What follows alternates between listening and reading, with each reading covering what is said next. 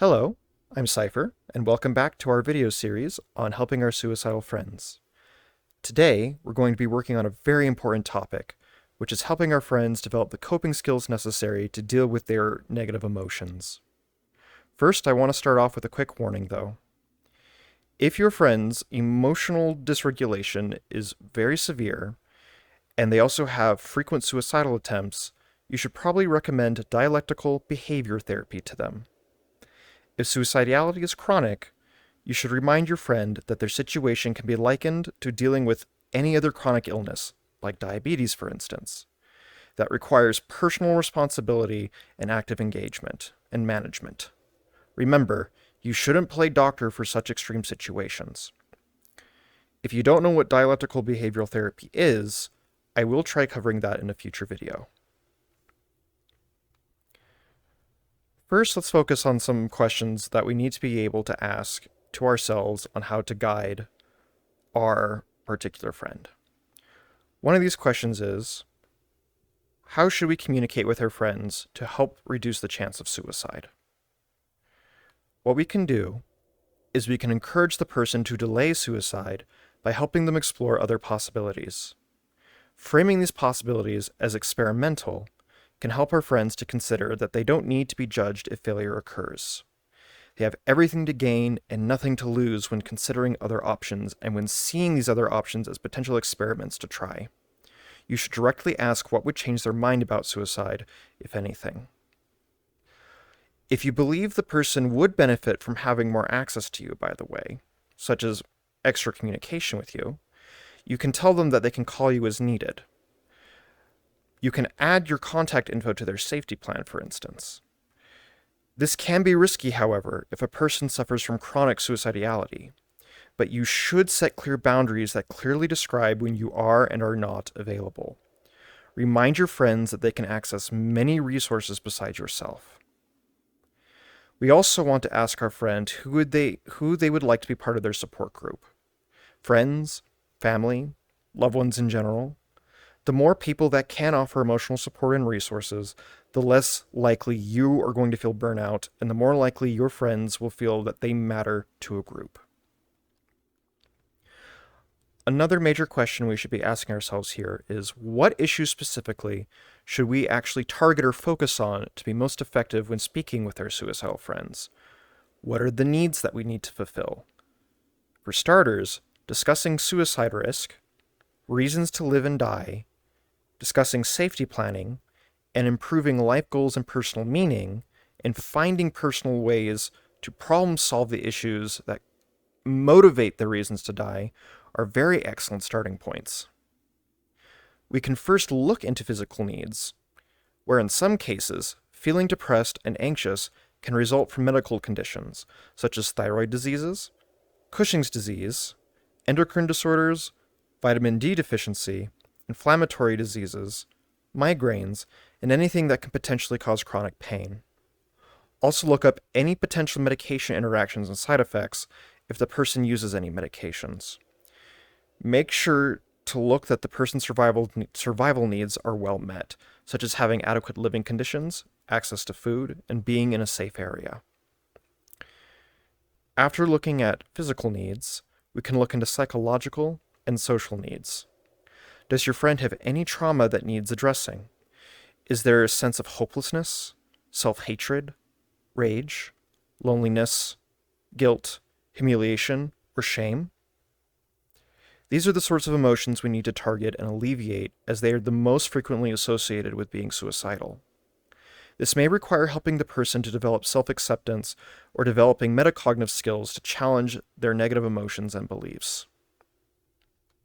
Some other major needs that suicidal people usually need to fulfill are having a sense of autonomy, a sense of self-competence with their skills, a sense of belonging with others, and a sense of life purpose. Some things to help fulfill these needs include doing volunteer work, engaging in family activities, undertaking interpersonal skills training, meeting new friends, and reconnecting with old friends. Create activities that help the person feel more useful and valuable to others, or to practice self-esteem. Your friend can also seek cognitive behavioral therapy to battle cognitive distortions about being a burden to others. as most of the time, a lot of suicidal individuals feel like they don't belong or that they're being a drain on other people. Also, the biggest thing you can do, if you don't know anything else, just simply ask what your friend simply needs. They are going to be an expert on themselves. But the biggest question of all here, that we're all here for, what skills do we need to teach our friends? This is ultimately the meat, the actual coping skills themselves. We will work from simple tactics to more complex metacognitive strategies here. And my focus is going to be heavily influenced by cognitive behavioral therapy. I want to first bring up that there are different modalities, which is essentially saying there are different kinds of therapies that a person can use, such as ACT or dialectical behavioral therapy, Gestalt therapy, so on and so forth. I may do videos in the future that involve other modalities, but for now, we're going to have a very heavy emphasis on cognitive behavioral therapy. So, what are some tactics we can first use as a first line of defense? Some short-term tactics to manage anxiety and flooding emotions that our suicidal friends experience simply involve distracting the body and mind. For instance, when dealing with anxiety, applying cold water to the face or doing intense exercise, slowing one's breathing, and practicing body scanning meditation can be very quick coping behaviors. Distracting oneself with fun or challenging activities can also keep the mind occupied, and this can be as simple as watching a movie or solving puzzles. The more bodily senses you engage in a task, the more engrossing and distracting that task is going to be. However, the most long-lasting and effective coping strategies involve strengthening metacognition and increasing personal meaning. Metacognition, for our purposes here, involves skills in mentalizing and mindfulness. Mentalizing includes skills about understanding one's mind and the minds of others, while mindfulness involves being able to anchor oneself in the present moment while learning to be detached from negative thoughts and emotions. Regarding metacognition, then our first major skill is to recommend our friend to do journaling. Have your friend record when they are feeling suicidal and any behaviors or thoughts they had before and after their suicidal feelings. The trick here is to find any behaviors they have been experiencing and seeing if they can relate their emotions to their behaviors and to their thoughts. Have them use a scale from 1 to 10 to label how intense the feelings are. Also ask them to record when they have moments of happiness or whenever they notice any activities that reduce suicidal feelings. Having this information can help us determine what behaviors can reduce suicidality in the long run.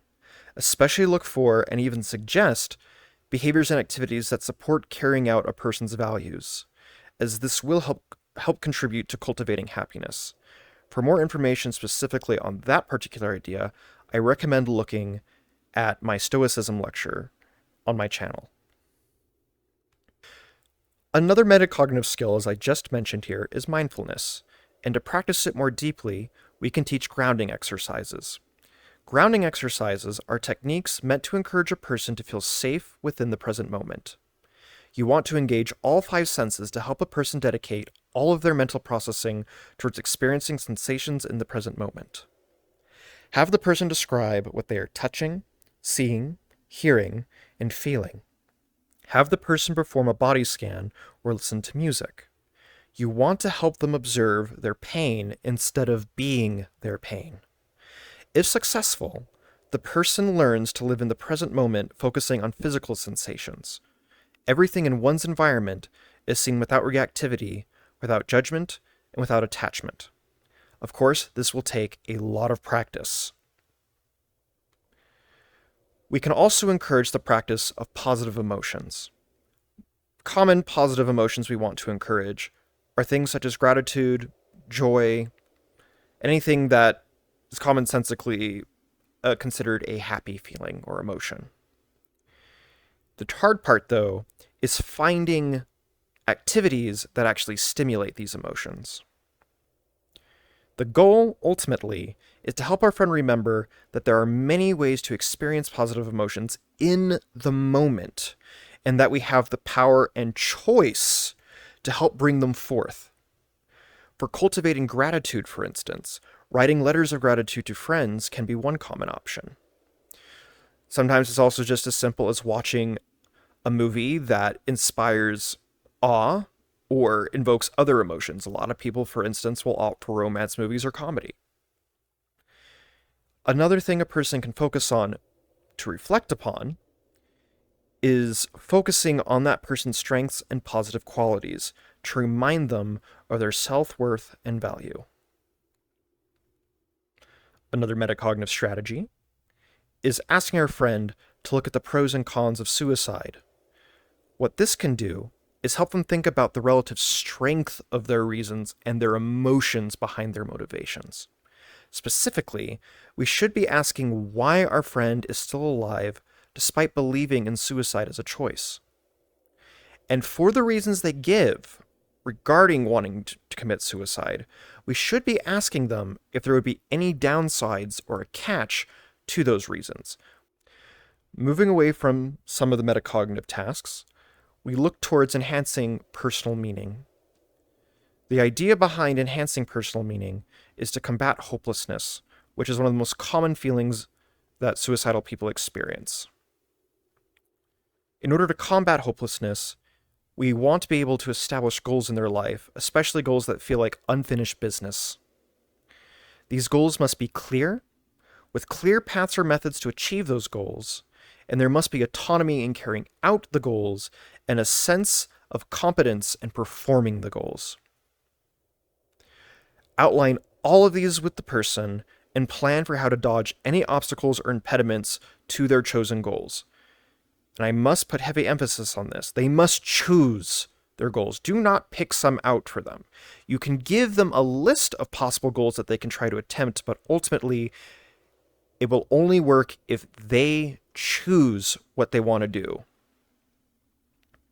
When hope seems lost, however, it is recommended that the person will build what is called a hope kit, which will contain materials and memories that helps remind the person of what to hope for or what life is worth living for. Coming from the cognitive behavioral therapy approach, we want to look for patterns in thinking correlated with suicidal ideation. One of these is looking for what is called cognitive constriction.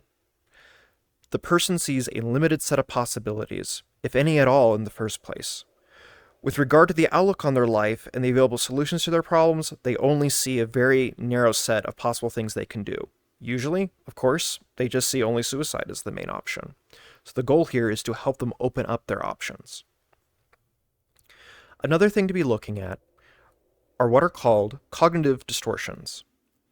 Cognitive distortions are half-truths or omissions and exaggerations in thinking. There's a huge list of them. I will try to detail them as quickly as I can here, but I heavily recommend you look them up online. All you have to do is look up cognitive distortions on Google, and usually there is a image that lists most of them. There's usually about 10 or 15 of them. But I will list through some of them right now. One of them is all or nothing thinking. Only extreme possibilities are seen instead of shades of gray or nuance. Another one is overgeneralization, which is when a person inductively treats a small sample set of experiences as evidence of an inevitable pattern that will never change. Essentially, a person has a bad experience, and they generalize it to all future experiences. Another one would be emotional reasoning, having the feeling that something is true, regardless of the facts or reality. A lot of people get stuck in their mind having an experience and saying, well, that's just how reality looks, that's how it feels like, I can't do anything about it, it's just how it feels. What they feel is what is true to them. Another common one is called fortune telling. It's when you start treating future predictions, especially negative predictions, as if they were facts or inevitable. A big major one you may see from friends is catastrophizing, which is essentially fortune telling and all or nothing thinking put together. It's when a person predicts worst case scenarios without thinking about any other possibilities, and they get hooked onto imagining the worst case scenarios over and over and over again. Another one would be disqualifying the positive. It's seeing life and oneself through the lens of negativity. Negative qualities and experiences are emphasized while positive ones are discounted. This actually happens a lot in depression, where a lot of people tend to selectively forget their positive memories and tend to remember all the negative things that have happened to them. Another big one that you will probably notice in your friends is called labeling. Labeling is using an overly general label that ignores one's personal complexity. Big common one is somebody will call themselves a loser. I'm a terrible person. I can't do anything. I'm impotent. Nobody likes me. They'll use like this general statement that says that frames them as if they're totally a bad person. I'll try providing a link in the description to help you find a list of other cognitive distortions. A major thing, though, that we should be looking at is to see how good our friend is at problem solving. This is a major one. What you will notice with a lot of suicidal people, especially chronically suicidal people, is they haven't developed a process for how to test out different possibilities and to see what solutions might work to a given problem. Basic problem solving skills. Usually what happens is when they try to solve something, they will give up immediately, or they'll have a breakdown thinking, well, I can't do this. This is going to work. Anytime they experience failure, there's a very high risk that they think nothing else can be done to fix their problem. This also goes back to the all or nothing thinking. You want to help them expand the possibilities of solutions that they can access, while also being able to use the process of testing each possible solution. So, what is this process? How can we teach them this problem-solving ability? Well, first, we want to frame the option of suicide as if it were a problem-solving approach. What issues would suicide solve? What other methods then, or tasks, could then be done or suggested to resolve the same problems? Ask the person to generate a list of options, no matter how simple they are. You want to explore all the different ways to solve their problems, and of course, it is best if they try to come up with the list themselves. You can give suggestions, but you ultimately want them to try to make the list. In stepwise fashion, what you then do is you identify the problem, make a list of options, compare the advantages and disadvantages of each option, select the best perceived option at that time, and treat the best option as an experiment that may or may not fail. Then evaluate the results and pick another option if success is not obtained. Part of this should help the person realize that failure is okay. The experiment mentality is to help a person realize that it's okay to fail, there can be dead ends, but there are other options to try. The next big thing that is a major cognitive behavioral therapy approach is to learn how to challenge negative thoughts. We do not want to encourage the person to suppress thoughts. This does have some controversy in the literature, but the general idea is that if there's thought suppression, pushing away those negative thoughts and emotions, it's going to lead those thoughts to returning and becoming more intrusive. Instead, it is better to simply accept thoughts as they come into consciousness. This does not mean one believes those thoughts, but rather one dispassionately observes thoughts and lets them pass by. This is actually a major technique found in ACT therapy, which is acceptance and commitment therapy. You can teach the person to meditate on their thoughts by helping them to treat their thoughts as if they were like clouds drifting in the sky. Teaching the person to describe what they are thinking instead of believing what they are thinking is also a very good technique. Counting a person's thoughts dispassionately is also another technique as they come into the mind. Once you're detached from those thoughts or helping your friend realize they can just observe their thoughts, now we can help them catch their negative thoughts. Determine what events and thoughts triggered the current negative thoughts. There's always a causal stream that leads up to this point.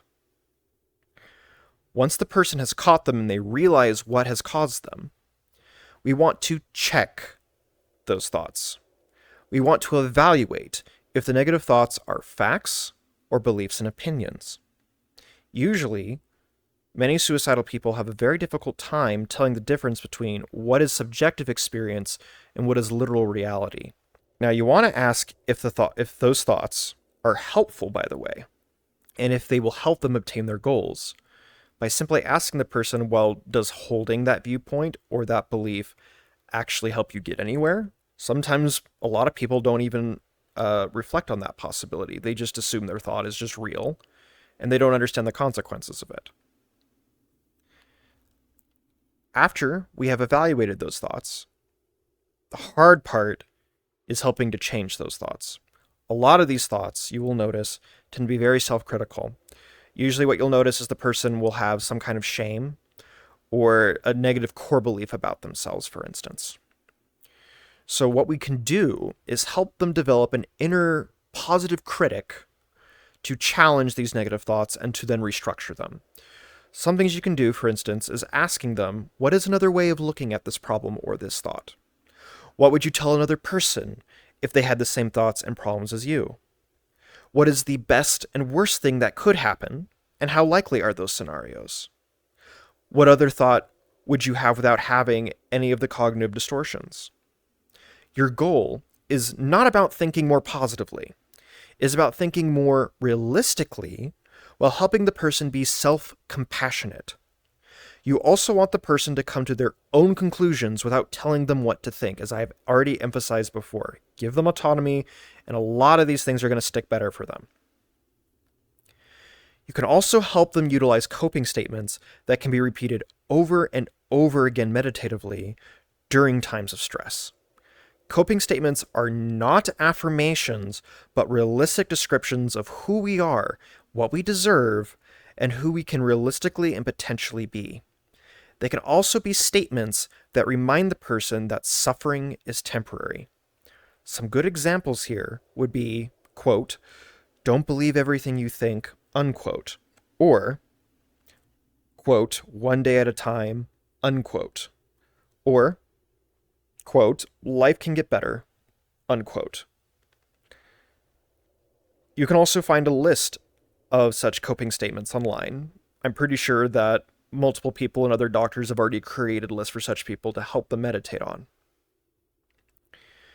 Now, besides thoughts, images and scenes are most likely going to come to mind for people. If a person is rehearsing a suicidal situation, you should help them reimagine the situation as different. Let them walk you through their imagery first. No matter how gruesome or scary it is, just sit with them and let them give the details that they have. Then you want to ask, what else could you do at this point in the story? You want to help them build new imagery that helps them cope or helps remind them what else they can do in that situation. Something you should be aware of here is that people who rehearse their suicide in their mind over and over again are a lot more likely to go through with suicide because they're kind of desensitizing themselves. But by changing the imagery in their head, it gives them a chance to be able to envision an immediate change in behavior as the events happen. Now, the last thing, or at least the last cognitive behavioral strategy I'm going to offer here, is what is called a behavioral chain analysis. What we do in this situation is we're going to identify the event that propagated the chain of behaviors leading to the suicide attempt or to the suicidal thoughts or to the suicidal imagery. You want to look at the vulnerabilities that contributed to the suicidality. Was there drug use? Was depression involved? Is there anxiety at the moment? Did illness happen? Was the person humiliated? Was there a moment of shame? You're looking for a causal chain, essentially. Describe each of these events in the chain leading up to the negative event for them. You want the person to be able to reflect with you on this. Sometimes a person can have huge difficulty with metacognitive processing here, so you can help guide them through this by asking them questions, well, what happened next, or what happened before that? But you want to be able to get the person to be able to verbally tell you this causal process, because that's going to give them practice for them to realize and understand what was triggering them. Now, you want to also analyze the consequences of the negative thoughts or the potential attempt that they tried to carry out. You want them to realize the logical consequences of what would follow. What could happen to their body? What could happen to their family? What could happen to their friends? What would happen to the environment in general? You want them to develop foresight, a capability, essentially. After that is done, help the person identify what they could have done differently at each link in the chain of causality that could help prevent the situation from occurring again. This helps the person also develop a stronger sense of autonomy and knowing how to intervene in their own mind. Because a lot of people who are suicidal or dealing with overwhelming emotions usually don't have a sense of this autonomy, or that they're not in control of their thoughts or their mind. So enhancing this is going to be wonderful progress for them. And finally, we want to determine what could offset the person's vulnerabilities to suicide. This is going to be a lot harder, but you already have a sense of what predisposes the person to being suicidal. Like, let's say, if the person's depressed, what are the certain causal factors that, trigger their depression in certain situations? Are there certain statements of shame that remind them they're not adequate? Do they experience a lack of belonging when they feel like they're not being invited to a party or to a group event, for instance, that then triggers a cascade of these emotions? You want to incorporate some of these ideas, by the way, probably into your safety plan with your friend, to help give them an idea of how to dodge some of their triggers, or how they can learn how to unlearn some of these triggers, essentially. Now, what I've given you is a pretty fair covering on lots of different types of coping skills, and hopefully in the future I will try to cover more, especially from different types of modalities. But here I hope this will help you and your friends. Have a wonderful day.